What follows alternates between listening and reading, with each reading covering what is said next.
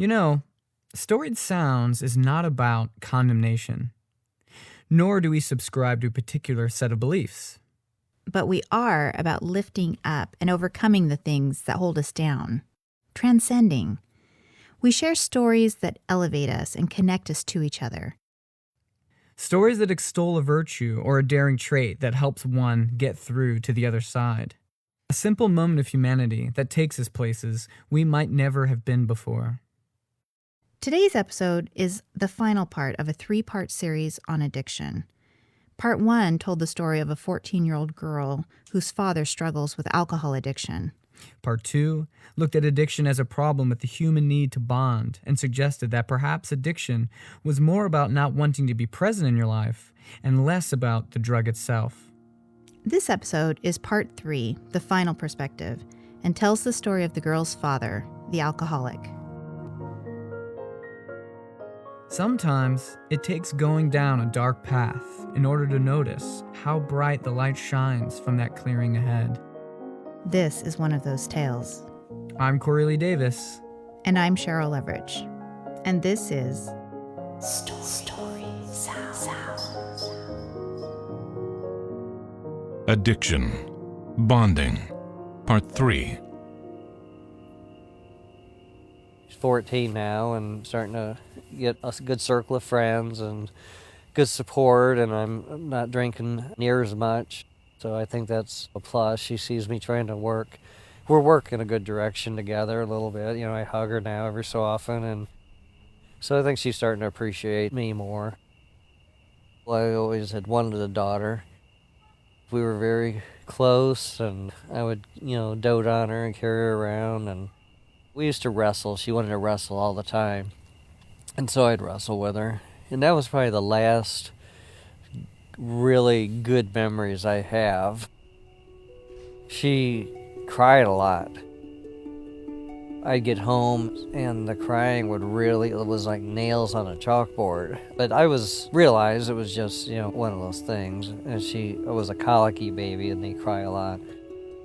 Later in life, we still were close, and she seemed like every day at 5 or 6 o'clock, she would cry or have a meltdown or something, and it just started becoming an entrapment for me. I would almost wanting me to numb myself with alcohol on the way home from work, because I know that she was going to be crying and I didn't want to lash out, so I just kept stowing it in. I could sense a little bit of a pulling away, and it was probably her just growing in awareness and maturing and seeing things for what they were, caused her to become more aware, hey, there's an issue going on here that's not good. And I remember I was camping in the backyard one time, and I was been drinking, and I threw up, and it really was the first time that she got really freaked out. And started realizing that was, just something unusual. And then she just kept watching me closer in my activities. That's when I just started escalating with alcohol in general. And it wasn't because of her at this time, it was just because of my job stress and all that, and I began isolating myself. Yes, I've definitely dropped the ball and been lacking, and has caused her to go to emotional lengths of needing counseling and different things. And I didn't have empathy because I was like, you don't know what going through problems are, kind of a feeling. So yes, I lacked and still lack empathy, because I guess I feel like if you walk a mile in my shoes, you'd know what I'm going through, kind of a thing. So I'm just as selfish with my activities as she's wanting me to be selfless and not do my bad things for her benefit, and I just can't seem to have done it at that certain point in my life. His daughter may never get to know what it's like to have a dad who can see into her heart by seeing past his own. Just as he may never get to create a life worth being present for, and within that life, forge a bond with his daughter that's strong enough to break his bond with alcohol. But before we say never, The right thing to do is to see what walking a mile in his shoes is really like. I was not a guy that had a lot of friends. I would always have one best friend. That's all I ever wanted. And it would break my heart sometimes. One time my best friend had found another good friend, and I just remember sobbing and sobbing, and it was really pathetic, I guess, in its own way, but I was kind of like a guy that always, through thick and thin, I'd be there for you, and thought it would be the same each way. Do you have any of those connections in your life now? No, I don't have those same close connections, and I don't have any best friends. You form a relationship with alcohol, it becomes your friend, it becomes everything. That's what your addiction is that thing. It becomes more important than anything else.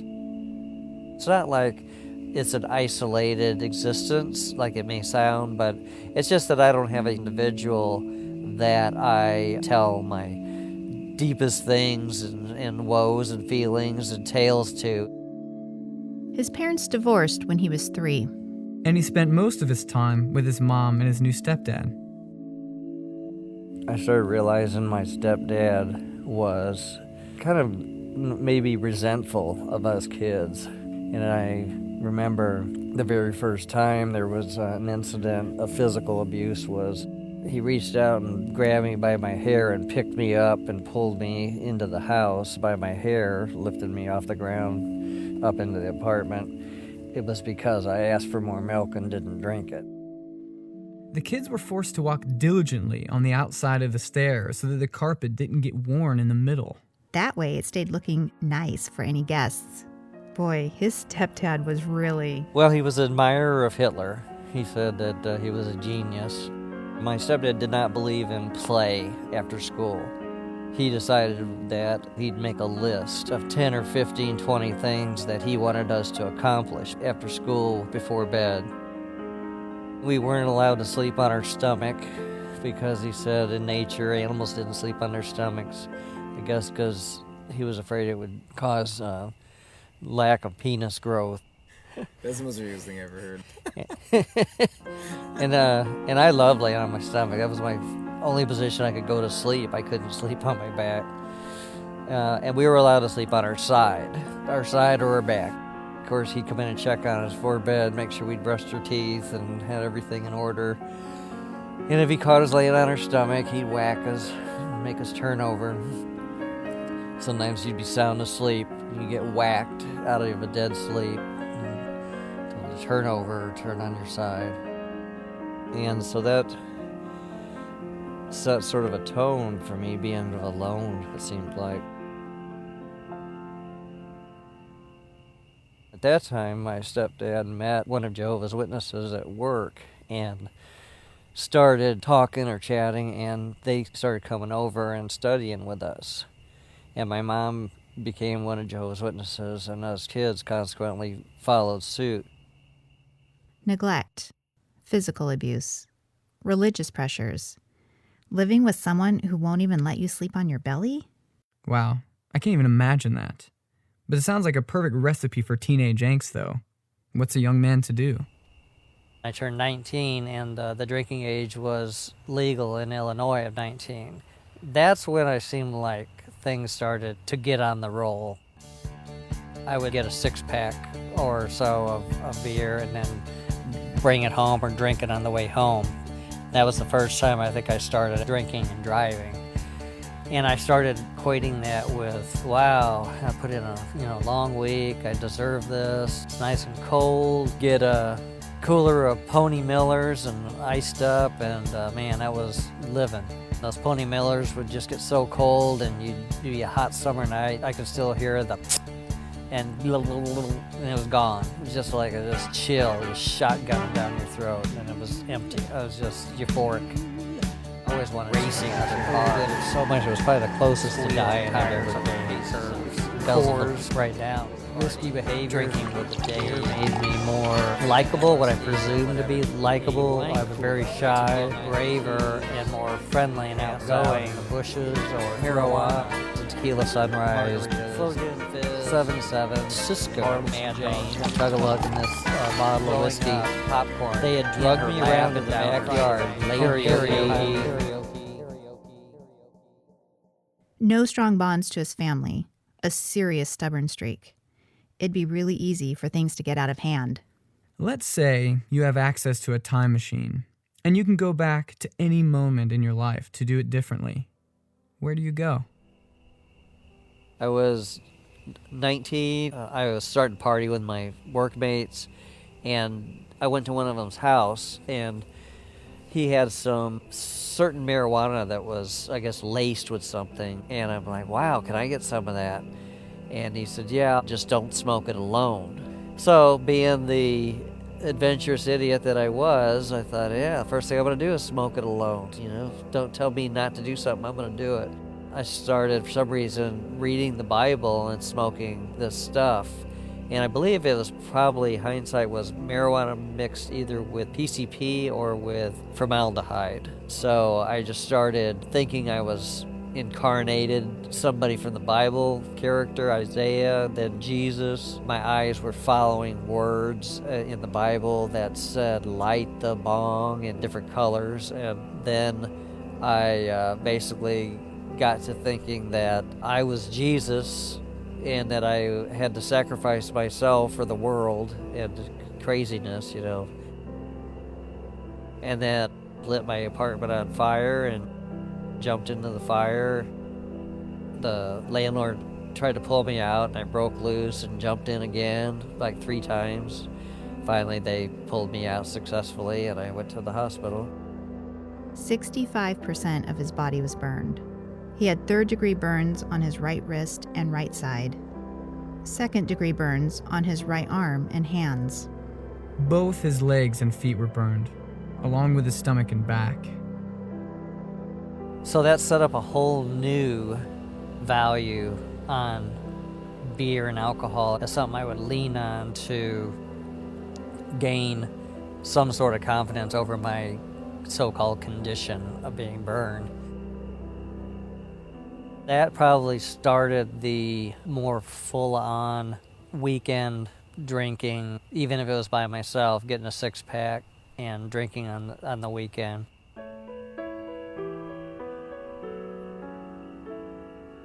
I was perfectionistic for a while when I was younger, and I could never understand what I was missing. There was always something just was missing or lacking. And most of the time I always thought it was me with my, scars and things I was dealing with. I was short, 5'6".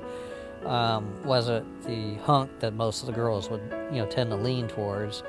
So I think I went through part of my life with drinking as the bravinator, to make me more brave. And then the other half of what I thought was that I was missing home, that I had moved around so many times. I think I had moved by then about 20 to 25 times by the time I was 25 years old, almost like every 6 months. He continues searching for some place where he'd feel at home. Marriage number 1 failed. Marriage number 2, not meant to be. No matter how many times he moved, well, wherever you go, there you are. He didn't like where he was going, but he was sure going there fast. And I finally decided to start getting serious with my life again, and I met my third wife. So we eventually, the family, all of us moved up to Portland, Oregon, and it was the adventure I'd been waiting for. It was maybe a chance to find what I could call home, a new environment, get away from all the ghosts in my life. He finds a job working for a salesman, and he's pretty happy. But then, as time goes on, he starts realizing the salesman reminds him a lot of his stepdad. You know, the penis Nazi? His skills start evaporating. His self-confidence goes down the drain. And before long, even the sight of the salesman's truck is enough to crash his spirits. And the first thing I started doing was escaping into alcohol. I kept feeling more burned out at work. I just pretty much hated my job. So I just started drinking in the morning, drinking on the job, and I had just had a tiff with the salesman, so that I just started hitting the bottle. On his way home, he's all over the road, and he gets pulled over and given a field sobriety test. He's thinking he did pretty good at it. He's like, well, you're under arrest for DUI, and it just kind of shocked me because I'd just gotten away with that for so long. He's taken to jail and released at 6 o'clock the next morning. And then, foolishly, I thought, if I got home within about an hour, my wife will still be in bed asleep, and she'll never know this happened. I come straggling in, and she had called and checked. I guess there's a police hotline that tells who's been arrested or whatever. My name was on there, so she was not happy. He was sentenced to 60 hours of community service, Alcoholics Anonymous meetings twice a week for a year, weekly visits with a counselor, and a false commitment to total abstinence. Finally got out of the treatment and didn't feel any better, any different. I hadn't drank any less. I still was agitated or didn't know how or why or where I was going, how I got there. And I went to counseling to think that would help me, and it did to some degree. I didn't really make any change, even though I identified what the problems were. I couldn't just snap my fingers and make it change. So again, still having issues with the salesman and family and that, I went right back to drinking. So consequently, within about a 3-year period, I was at work. I had been drinking that day on the job because I just didn't want to be there, and got in my van. Next thing I know, my airbag was going off. There was mist in the air. Glass was all over. The engine was pushed into the passenger seat. I had crashed into a parked trailer. A second DUI, a second trip to jail, another year of counseling and AA meetings, 2 years without a license. And yet, somehow he has to support his wife and child with a job that requires him to drive. A heavy cross to bear. I think it started when I was really drinking pretty much morning, noon, and night for a period. When I went to the doctor, and the doctor said that my liver enzymes was like 405 or 415, sort of off the chart or really high, I just started almost curiously, like a feeling of leaning out over the edge of the precipice, like an experiment of, well, since I'm in this addictive state, I'm really drinking a lot, I want to go as far as I can and just see what deteriorating health does with almost like a death drive. Now, granted, the scars I have from the burns has had a heavy impact in my alcoholism as well, because you're not wanting to be in that moment. So when you have that kind of issue, you often want to take away the moment, the reality of it, that hopelessness. You feel like, this is it. This is all there is I'm just going to drink myself to death. Alcoholism or addiction is de-peopling.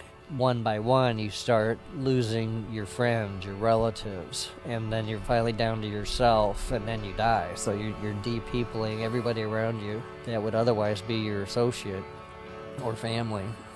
And you almost have to finally just say, all right, am I going to go for it? Am I going to go ahead and kill myself?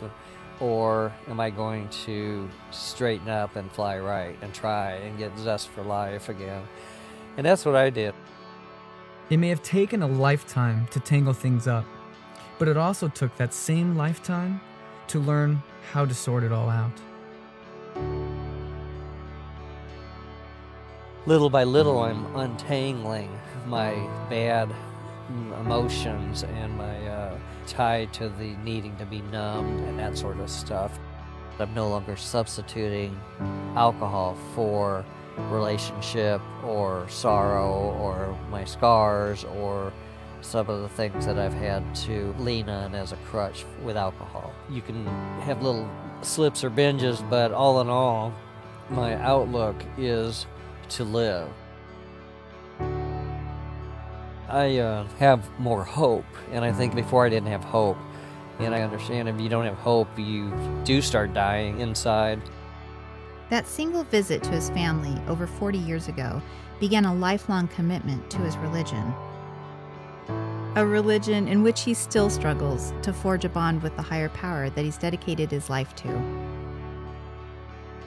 My religious beliefs is really what my whole existence has been since I've been 12 years old, and that is I have learned that this life in this system is temporary and that there's going to be a new system ushered in.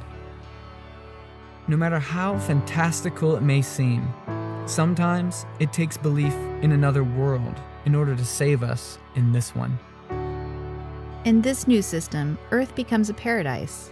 But first, And my hope is to be able to live through Armageddon, and there says there'll be, survivors that will live through Armageddon and be able to build your own house and have vineyards, and the animals will be at peace with man and endlessly live forever with no sickness, no pain, no old age, no death.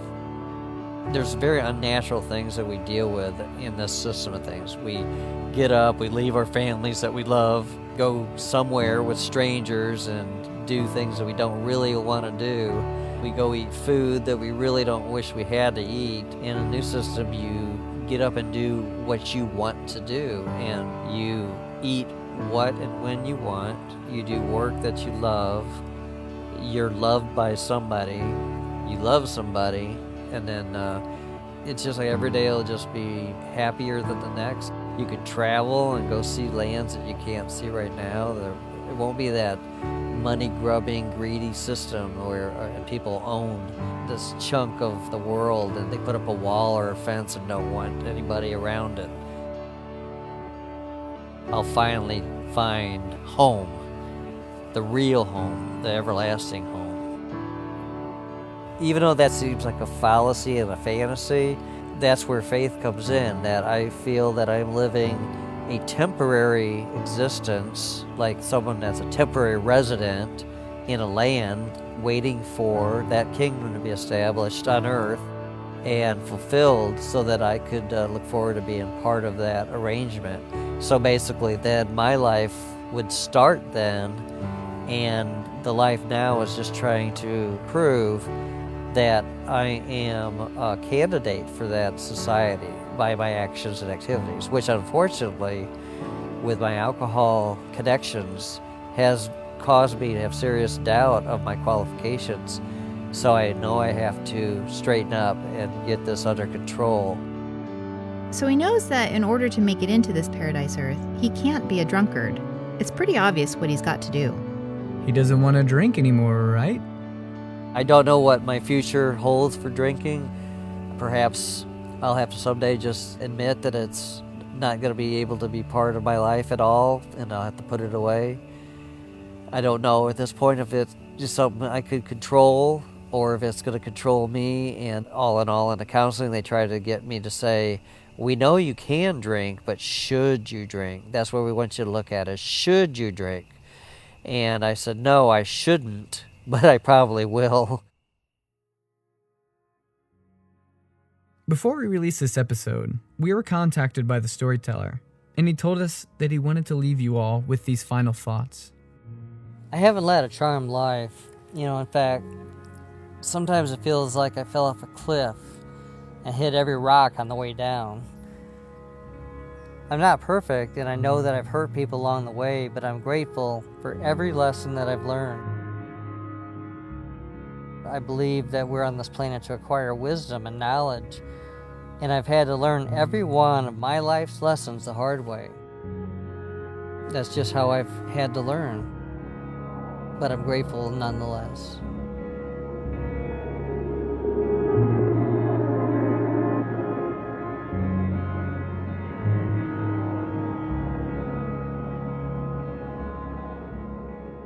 The opposite of addiction isn't sobriety, it's connection. If you are alone, you cannot escape addiction. If you are loved, you have a chance. Johann Hari.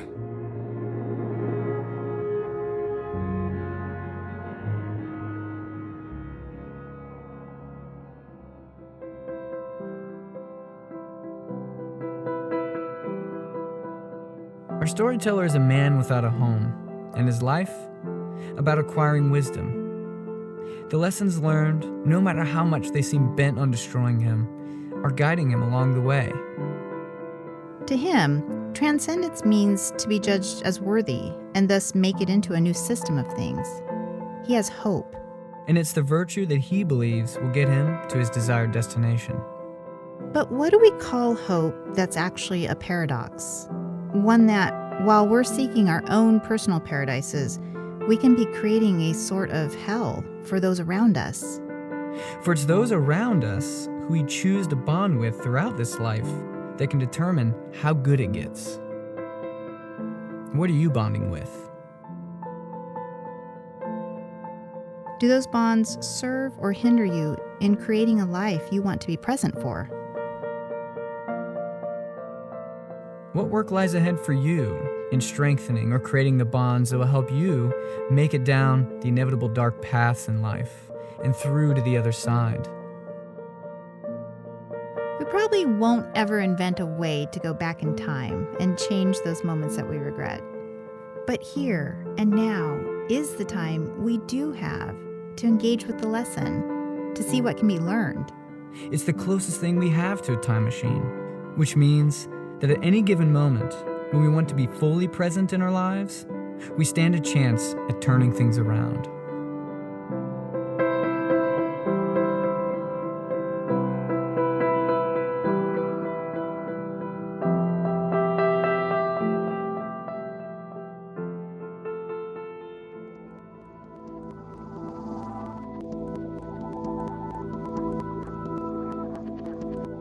So, during this interview, we asked our storyteller if he could leave the world with a message, a single story about what humanity could learn from his life. What would it be? And our storyteller told us something totally unexpected that has been stuck inside of him for almost 20 years. Something that unfolded around him as a bizarre series of events, but that the meaning of which didn't fully sink in until many years after it happened.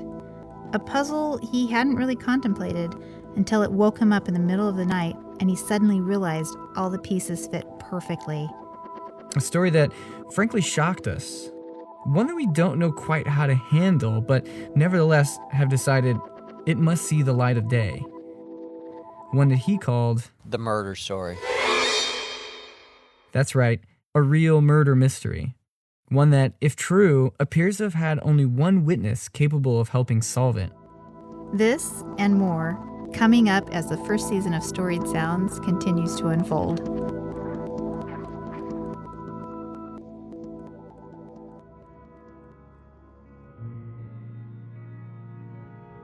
Today's music was by Alluvium. They have 8 amazing albums on the Temporary Residence Limited label. And when you're ready to immerse your senses in some ambient loveliness, like that beauty meets darkness thing, so satisfying, you can go find them and other great artists at temporaryresidence.com. Go check them out. Your ears will thank you. Additional intro music provided by Peter Rudenko, Kai Engel, and Chris Zabrinski.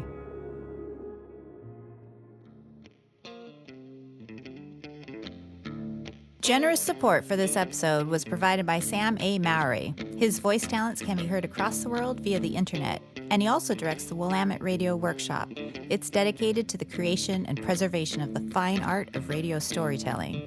Find out more about Sam at voiceofsam.com and check out the workshop's fantastic recreations of radio theater and reimaginings of classic radio programs. They're at radiowork.com. Storied Sounds is a production of the In-Story Creatives. From professional level editing to social media marketing, In-Story provides a full suite of services to make your podcast great. Whether you're a new podcast just getting started or ready to take your podcast to NPR quality, In-Story can help.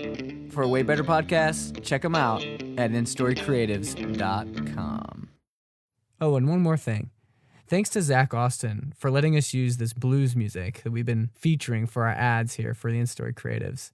And to Kyle Devine, the third and silent member of Storied Sounds. Best wishes, Kyle.